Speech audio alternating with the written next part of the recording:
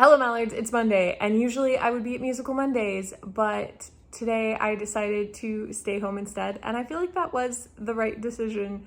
I had a nice evening in, and I got on Netflix and scrolled the rom-coms until I found a film that I wanted to watch, just so I'd have something to talk to you about, because, you know, it's all about that content grind, and because I didn't do much else with my day besides work on blogs for my job. So I watched a film called Can You Keep a Secret? And I'm gonna be real honest, as I was scrolling, I chose this one because the screenshot showed me Alexandra Daddario and Tyler Hoechlin, I think is how you say his name, but it's the guy who's Derek Hale in Teen Wolf and also Superman in the Supergirl and now the new Superman and Lois? Yes, Superman and Lois series. I like both of those performers, and I think that they are both pretty attractive. So I was like, this is the perfect film to watch. There's no way I'm going to be disappointed. And I was correct. This film was absurd. It leans pretty hard into the comedy side of the rom-com, and I'm totally okay with that. The pacing is a little weird, and it's kind of a strange film in a few places, but I had an enjoyable time. It centers around this girl, Emma, who has a very bad, no good day on her job, and she gets on a plane to fly back, and the flight attendant, who clearly feels bad for her, upgrades her to first class, and so she sits next to this very attractive man, and then the plane hits turbulence, and she's already had some champagne, and she's freaking out about the turbulence, and she's like, oh my gosh, we're gonna die.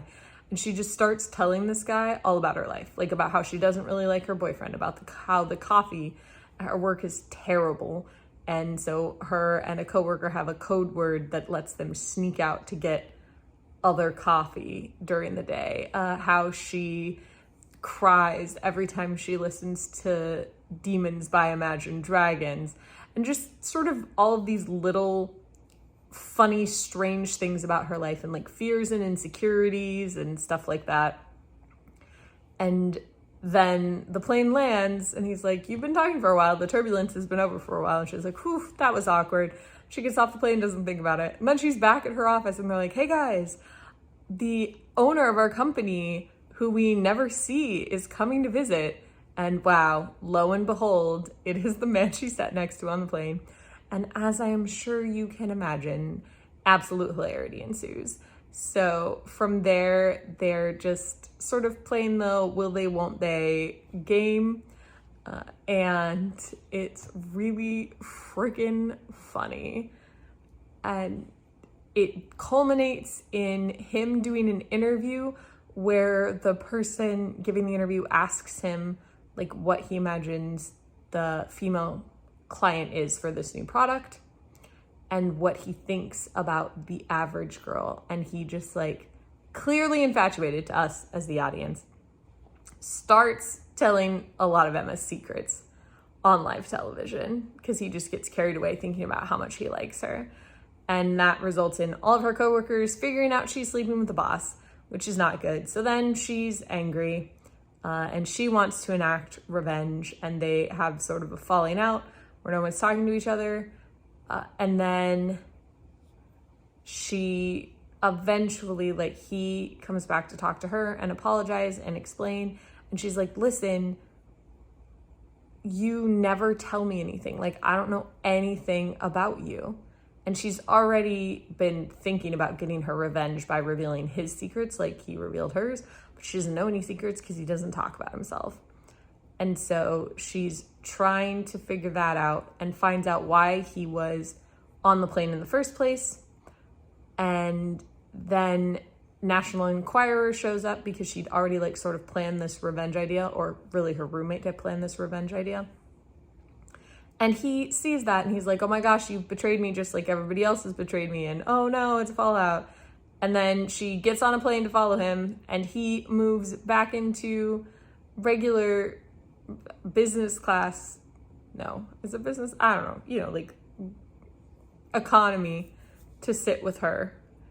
and starts telling her all of these things about him. And that's how the film ends, and it's really cute.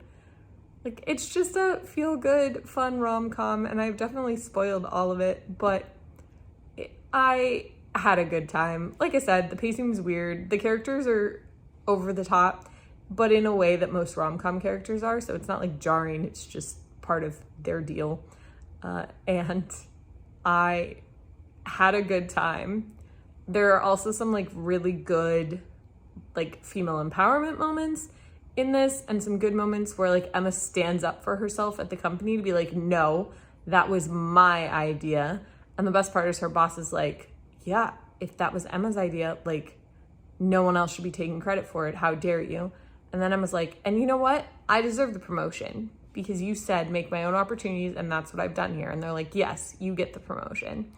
And then like have a heart to heart about how like she earned this promotion, but she needs to be aware of the fact that people are going to think it's just because she slept with the boss. And yeah, I don't know. I liked those moments. And there were a couple of other things like that I enjoyed. Emma has two roommates. One is a lawyer who's like pretty down to earth and the best friend who like helps her out with everything. And then the other one is this crazy girl who is the one who wanted her to get revenge, who wears absolutely wild outfits like all the time. Like we're talking like a leather bodysuit with very revealing cutouts, and she's like, I'm going to a bris.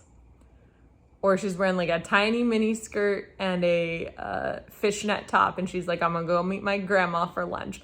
And I'm not judging anybody for that, because you wear what makes you comfy, but it is clearly done for the laughs, and it is pretty funny.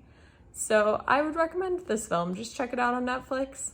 And now I'm gonna get ready for bed. I'll see you tomorrow.